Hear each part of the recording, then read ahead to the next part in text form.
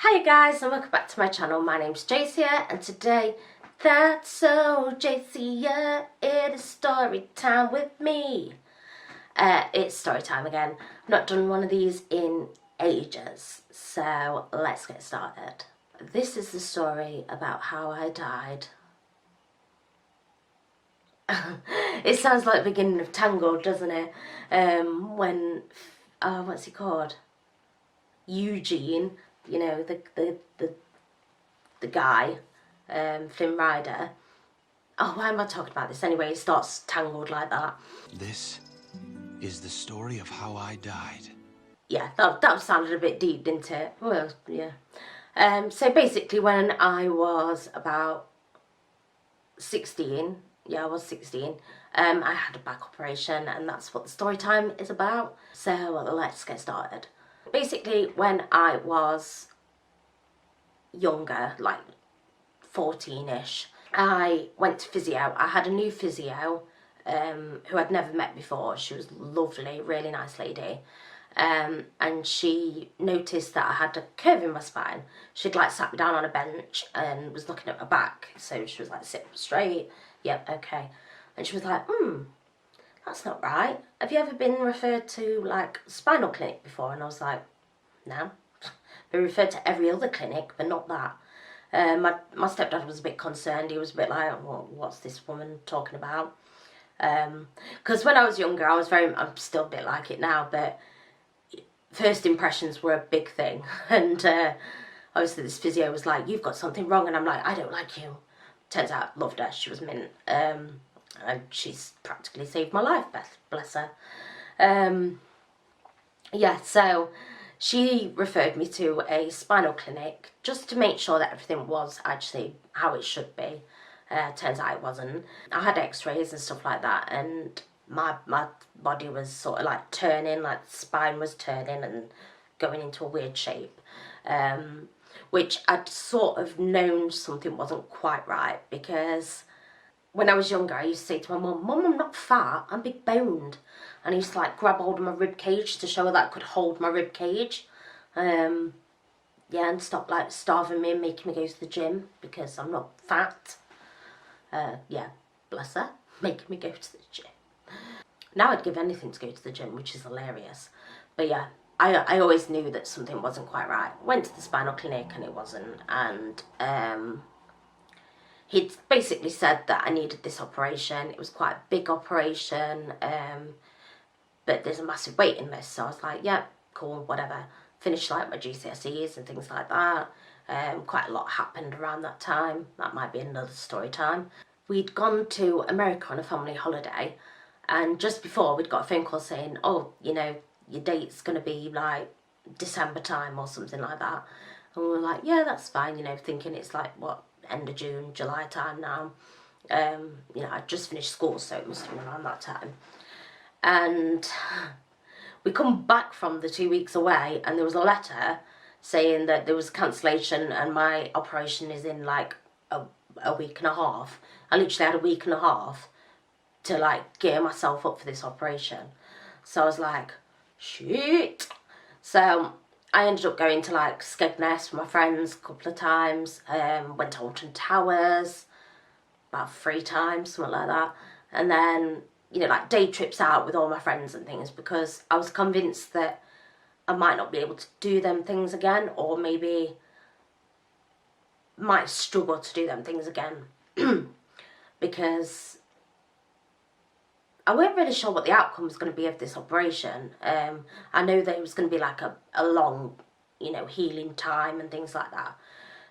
But I'll get into the operation in a minute. So I did all these day trips out and prepared myself for this massive operation. And like my family around me I think they were a bit concerned, but I was just sort of like, yeah, I'm going to have an operation. I don't think I was like that bothered. Probably deep down, but I never really showed it. I sounded American then, I never really showed it. Shut up, cars! Yeah, so basically you go in for like a pre-op. For years I'd gone back and forth, not years, but like a year. I'd gone back and forth with the hospital to see how the progress of it was going, because I couldn't actually really have the operation until I was 16 when you stop growing. So I was 16 at this point of having the operation. And I went for my pre-op and they were like putting things all over my body, you know, like them stickers with cables and stuff, to like monitor my heart and my lungs and things like that, because basically where the curve was, I'm going to insert the x-ray. My spine, you can see, is going like an S, but it was curving round at the same time, and that was basically making my rib cage twist, so it was going to go into my lung. So it's like twisting into my lung. So yeah, they had to like monitor everything in pre-op to see how everything was and the best way to approach the operation the next day. Because my pre-op was like the day before the operation. So yeah, I'd had all these things, I had a shower, got into bed in the hospital, in my nightie and my robes and whatever. My mum had just made me a pot noodle, so I was just about to eat the pot noodle. And then like the consultant came in and was like, with his gang of people, and explained that the pre-op results had come back as they couldn't monitor the nerves in my spine. And at the time I was like, oh, all right then. Didn't really know what that meant. I was just like, okay. Mum was like crying and stuff because she obviously understood. I was like, and are you still doing it? Because I've had a shower and I'm ready now. And they basically explained that if they cut through a nerve, it would paralyse me. And the chances were quite high. It was something like 79% chance that, you know, either do like 79.999999999, you know, that sort of thing, that I would end up paralysed after this operation. Yeah, so I was just like, okay, still, are we doing this operation or not? Because if not, I'm not eating this pot noodle, I'm going for a McDonald's or something. But they basically came with like a contract to say like, you need to sign this if you want to go through with it, because obviously if anything did happen, they weren't liable then, because I've signed a contract to say that's fine. At 16, that's quite a big piece of paper to sign. Mum's just still sobbing away like, it's your decision. And I'm like, yeah, okay. I'd had a shower, I was in my robe, I was ready, I weren't going home. I didn't really have much of a choice anyway. I needed to have the operation regardless, so it was sort of a 50-50, like, paralysed or die, you know. I needed it. Maybe a bit dramatic, dying, but my lung would have got punctured, so either way, I needed to have it. So I signed this piece of paper, I ate the pot noodle, went to bed. And then Mum was like, the next day, I took a picture of you last night while you were asleep. I was like, really, Mum? Why? You know, I'm 16, I've got an attitude problem as it is. And she was like, just in case you look any different after your operation. Like, Jesus Christ, woman, I'm about to go in for this major operation and you're depressing me. Bless her. She was really good actually. Like, my mum's not the most best with medical procedures. She like passes out and stuff. So she was like a nervous wreck, bless her. My stepdad was mint though. He was dead good. But he always is with that sort of stuff. Like, if I go to the hospital, I'm like, I want my stepdad. Yeah. So I don't remember like much of the morning. But I remember going into like the anaesthetics room. I think they pretty much like, you know, I normally have to wait. They pretty much like got me up and wheeled me down. Like there were no hanging around. But it was a 14-hour operation, so they did have to sort of get started. And I was in the anaesthetics room and I'd asked for gas because I wasn't very good with cannulas and stuff at the time. Like now I'm not brilliant with them, but I know how I handle them, do you know what I mean? So I'd asked for gas before they, I don't know, put the anaesthetic in. I don't really know, what does the gas do? The gas knocks you out, doesn't it? So either way I want to be knocked out without needles. And they like, I was really nervous at this point though, but I thought I'm seizing the opportunity to get something that I really wanted. So I'm there laid on my bed, with my gas mask, and they're like, breathe it in, and I'm like, Mom, can I have an iPod? And then just went to sleep. Yeah, I really wanted an iPod. I thought, I'm having this operation, I'm seizing the moment here, I want an iPod. Yeah, my mum apparently just like went hysterical, like, what's an iPod? But I was asleep. My mum is dead dramatic, actually. Yeah, so obviously 14 hours go by, and they had to wake me up halfway through the operation. I haven't really explained what the actual operation is. I'll explain it in a minute. So obviously when they cut through me, they woke me up halfway through. Obviously I didn't feel anything. I just remember someone saying, move your feet! Move your feet! That's it. Literally, it sounded like that. But the thing is, I couldn't really move my feet brilliantly before, so I was like, maybe they might have thought they've cut through something, because my feet would have just been going like, do you know what I mean? Like, they'd have just been moving ever so slightly. But yeah, I remember that. I remember being woken up, because I remember them shouting at me. And that was because if they cut through a nerve, they needed to make sure they'd not actually paralysed me. So obviously it was all good. Obviously they put me back to sleep. And then I thought this was a dream. And it was only obviously when I came round days later that it became a bit more of a, okay, shit. So I remember a really, really bright light. And at the time, like a couple of days later, I thought, oh, the bright light was the lights from the room, you know, from the what do they call it, theatre. But that was impossible because my head was face down on the bed, so I wouldn't have actually seen any lights. But yeah, I remember a bright light, and my mama, who had died, she died in the December, and obviously I went in like just short of a year later. And my mama was in the light like, come on. She stood there. Oh, it sounds so ridiculous telling you people this, but basically I saw mama, I saw a bright light, she was telling me to come to, basically come with her, like, come on, we're waiting for you.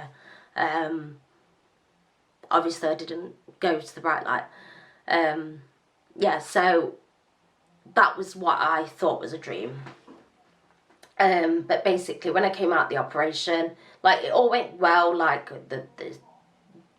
it all went well. And I was in intensive care, so I don't really remember much about that. I think I was in there for like 3 days. All I remember was like people. Do you know what I mean? Like, I don't really remember actual things. But the reason I had to go to intensive care was because I lost a lot of blood and went into cardiac arrest. Yeah, so the dream that I thought I had perhaps wasn't actually a dream. Like, you know how they say, don't go to the light or whatever. Maybe that's a real thing. Maybe it was a dream. Maybe it wasn't. I don't know. But obviously my mama was there, and God, my eyes twitching like mad. Yes, maybe it was a dream. Maybe it wasn't. I don't know. All I know is there was bright light, and people say don't go to the light and all that stuff. I ended up in intensive care for about 3 days, and like I say, I couldn't really remember much. I remember someone shouting a lot, and apparently there was a man in a bed further down, a really bad motorbike accident, and he was screaming a lot, so that's pretty much all I can remember. I was on like a lot of drugs, and then eventually I got my own like room, and that's when, like, I suppose I was starting to recover. So the spinal op, basically it was to insert metal rods all the way down my spine with like big bolts, and they bolt into your spine to straighten your spine up. Do you know what I mean? So that my spine wasn't an S anymore, it was like long, like a normal spine. I'll insert the x-ray now. They straightened my spine out, and it was really painful. It was a long time of recovering, and I was in hospital for so long. It felt like so long, but I think it was only about 3 weeks, but it felt like years. But I wouldn't eat anything. So when I come round and went into my room, like, not my room, but, you know, like a private room, because I'd had the mask on for 14 hours, I'd, like, ended up with, like, all sores around here. And, like, my throat was really sore where they put that thing down your throat, like, I don't even know what it is, a breathing thing. I don't really know. I'm asleep. So, like, eating, I couldn't eat anything. I had no, like, appetite whatsoever. And the only thing I wanted to drink was Ribena, which is what I normally want to drink when I'm poorly or in the hospital, so it must be a reoccurring thing. So I literally just wasn't eating, and they gave me, they're called 40 sips, and they're basically like a meal but in liquid form, but they're like milkshake, and I hate milk. I don't like milkshakes because I don't like milk. So it was like my idea of hell, but they kept trying to force them on me because I needed to eat.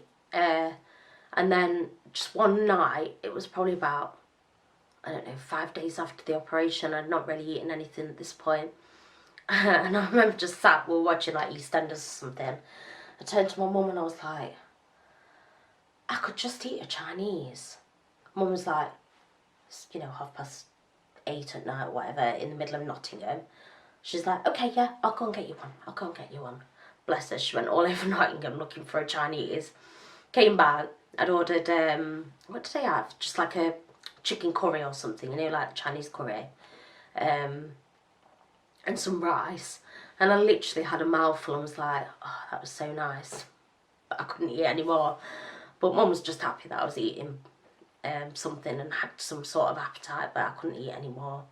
It was basically that's the only way they could get me to eat, was if I fancied something, so it might be really random.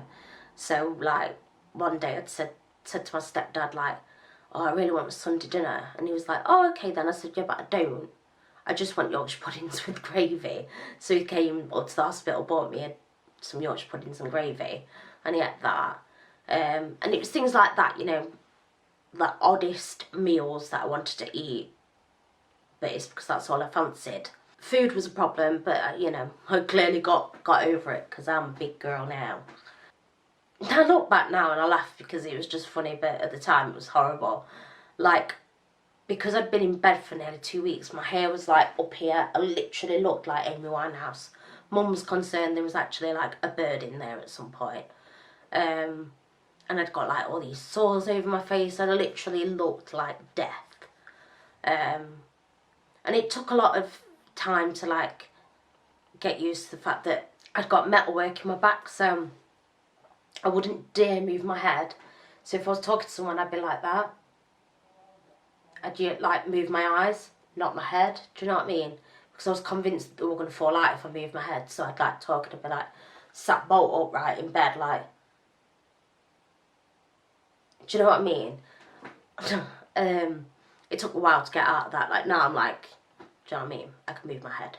And the physios kept coming round. I hated the physios coming round.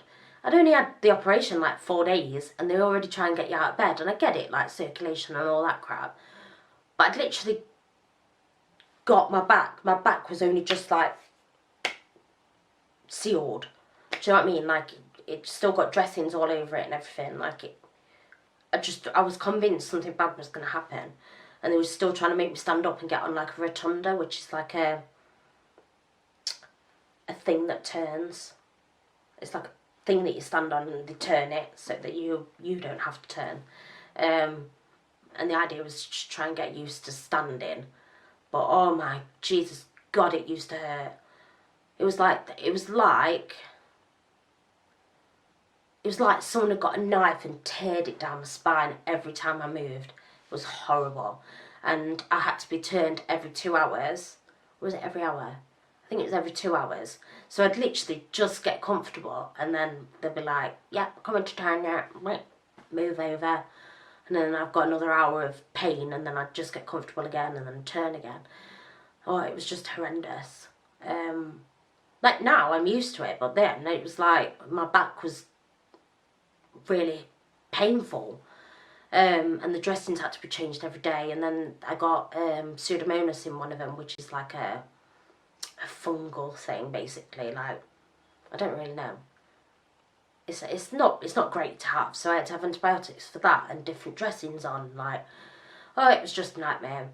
And I could see, you know, like how there's a clock in the room, I could see it ticking, and I'm thinking, I'm starting college in like 3 weeks. I need to get out of this hospital because I'm not starting college later. Like, I want to start with everyone else because that's the sort of person I am. I don't want to be the one that comes in late. So, naturally I was like, I need to get out of this hospital. So I tried harder with physio and tried to like do everything that I was told to do. And I was just determined, and then like finally I got out of hospital. I was like buzzing. Finally. I get home, and like it wasn't easy at home. Like, luckily my stepdad built a bungalow a couple of years before anyway, so my house was all accessible. Like, it wasn't a problem getting around. It was just more of being bedbound. Like, I weren't even allowed out. I couldn't do anything, and I'd only been back like maybe just less than a week. And my mum had to go and pick up my GCSE results, which, I mean, I was kind of happy about because I failed. I completely failed my GCSEs, so I didn't really want to go and fetch them anyway. But I didn't get to go and see all my friends at school and like get them to sign my yearbook and things like that. You know, some of these people you're never going to see again, which some of them I haven't. But my biggest group of friends, I wanted to be there for them, opening their GCSEs and seeing how well they'd done. But I didn't get that opportunity. But it kind of did work in my favour because my mum didn't shout at me for failing because she felt sorry for me because, you know, I died. So we were all good about that. But it was like that little missed opportunity that I was, you know, that you worked your whole school life for, pretty much from being young, is to finish school. And I didn't even get to go and do that. I mean, I'd already done prom and everything, I suppose. So, yeah. I have no idea where I should have wrote notes on this because I'm sort of losing my thoughts. So, like, the healing process was a lot longer than I thought. I do this all the time. I'm like, yeah, operation, sign a piece of paper. Then afterwards I'm like, why didn't they tell me about this operation being like that? They do, I just don't listen. So I healed well. Like, I did heal well. The hardest thing was like learning how to pull my trousers up and things because of the metalwork. I was too scared to like bend, and to be honest, it was painful to bend. But I got the hang of it. I just learnt new ways of doing things, and I was determined to go to college, so I did. I rushed my bed rest, cut it down to 2 weeks. I mean, it didn't do any harm. I'm fine. And I started college with everyone else because that's what I focused on. That was like the moment that I needed. Do you know what I mean? Like, I needed to, in any scenario that I've ever had, any knockback, I've had something to focus on. I'm like, I'm going to get there. I'm going to do this. And that's what I'm going to do. And I suppose, like, that's me as a whole.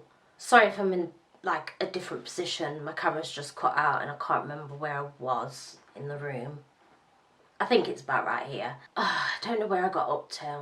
Having a focus. Like, my whole life, I've, like, you know, been beaten down constantly, like, falling, hitting rock bottom. But I get back up again. Do you know what I mean? Like, so what I'm trying to say is, like, I might as well be a boxer. Do you know what I mean? Like, put me in that ring with Tyson Fury or something, because the amount of times I have been, like, knocked down, something's happened that's, like, not me for six, but I've got support and, you know, family around me that are going to put my hoist back on and get me back in my wheelchair. Do you know what I mean? Like, I've always had the ability to come back. I might not know it at the time. I need, like, that focus of, like, okay, this is going to happen. I need to focus on something else. Do you know what I mean? I think everyone needs that, but some people just don't really know how to do that.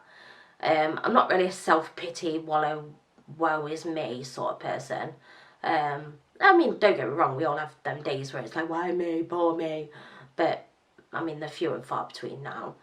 At 16, I was very resilient. Do you know what I mean? Like, the world was my oyster. I really didn't give a shit about this knocking me back. I was going to college. I went to college. I met the most amazing people at college. Like, I loved college.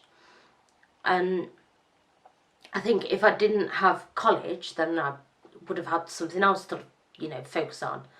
And that's probably the reason why I fought through the operation. It wasn't so much the operation, it was the aftermath of an operation. The healing process and the learning how to do things new, like learning how to walk. Like, that was the hardest thing. I couldn't figure out how to move my body without moving my back. And it was all them sort of things that I struggled with. But I just learnt new ways of doing it. It's thinking outside the box. Like, I knew that I needed to do it. I needed to be able to pull my own trousers up to go to college. So I learnt how to do it. It might not have been like a normal way of doing it, but I did it. I guess what I'm trying to say is, like, I had an operation and I got through it. What is this video about? And I mean, luckily, like, I went back a year later and a year later and a year later, and then it was like the consultant was happy with how it had all healed and sort of like wrote me off. Not wrote me off, but, you know, I don't need to see you again. You're all good. Until last year. Was it last year or year before? No, last year. I started getting sores on my back, on my spine, where the scarring is. And I kind of knew something wasn't right, like, because it had been going on for a couple of years, but we just sort of ignored it, you know, put plaster on it, that sort of thing. And I thought, there's something not right, like, this is sore, it's painful, it's agony, and the doctors and nurses didn't really know what to do about it. So I referred back to my spinal consultant, Mr. Grevitt, at QMC. And he basically sent me for a MRI scan. Never having one of them again in my life. They're horrible. No. I'm claustrophobic. It was terrible. And what he was saying is that, like a bug, or what do they call it? Like an infection had laid dormant for so long that, like, it was just like coming back alive. That sounds like so horrible. But basically, like, there was something in there that wanted to come out, and it has. And then it goes back in. It's basically on the metalwork of my spine, so, you know, it's going to keep coming and going. But what he was saying is, whenever I'm handling it, like, it's not ideal, but the other option was to undergo the operation again, but basically have all the metalwork taken out, put me on antibiotics and things like that, and later go back and have, and basically to go back in and have all, like, new metalwork put back in, and then obviously the healing process all over again. And he basically said he didn't think I'd survive it, so and not only that, I work, so I wouldn't be able to have all the time off. He was saying it'd be about 6 months, because it wouldn't be like a case of your mental works out, you're on these antibiotics. He was saying, like, stay in hospital, then have antibiotics all at home, and then come back in and have the operation again, and then obviously the process of that again. Yeah, it'd be about 6 months off work, and I can't afford that. So it was basically not an option. And he was happy with the way that we were looking after it, and that not to take antibiotics because they're not going to kill it whilst where it is now. Yeah, that it was quite a surprise, because I'd had no problem from my back other than the obvious, like, it kills. It feels like a hot rod up my spine constantly, every day. Sat in my chair, laid in bed, whatever, it hurts. And he told me that it weren't going to hurt. He said, like, after a year you'll not know you've got them in. He lied. You do know you've got them in. It's painful. At the same time, like, I'm used to it. Do you know what I mean? Like, it's like my knee. My knee's broken and it hurts, but I'm used to that pain. Like, my back, I'm used to that pain. But if I get a paper cut, Jesus Christ, I'm crying my eyes out because it hurts. Because it's a pain I'm not used to. Yeah, and that's pretty much it for my back operation. Like, I will try and insert pictures of befores, afters, whatever. I have got the x-rays and stuff, so hopefully I've put them in this video. I don't know why I don't know why I felt like I needed to tell this story time. There's pretty much loads of story times I could do, but I don't know. It's been 11 years this year, has it? It's 12 years. It's been 12 years. I've just done the maths. Wow, that feels like, that's mental. Okay, so I had the operation 12 years ago. Sound. Yeah, and that's it. Like, that's it for this video, really. I'm really sorry if it's like been a yawn fest for you.